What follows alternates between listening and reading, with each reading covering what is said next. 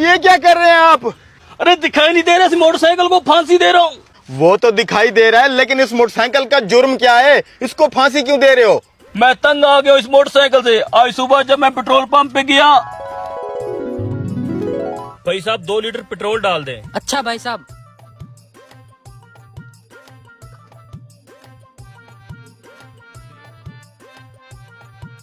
भाई साहब कितने पैसे हो गए हैं? भाई साहब 560 रुपए हो गए आपके। क्या 560 रुपए? वो पेट्रोल का रेट फिर से बढ़ गया तो है। तूने खबरें नहीं सुनी? पर लीटर के पीछे 20 रुपए बढ़ गए हैं। वो बेड़ा गर्क हो इस हुकूमत का। और लीटर के पीछे फिर 20 रुपया बढ़ा दिए इन्होंने। वो 500 रुपया मेरी दिहाड़ है, 560 रुपया का मैंने पेट्रोल डलवा लिया है। क्या करूं?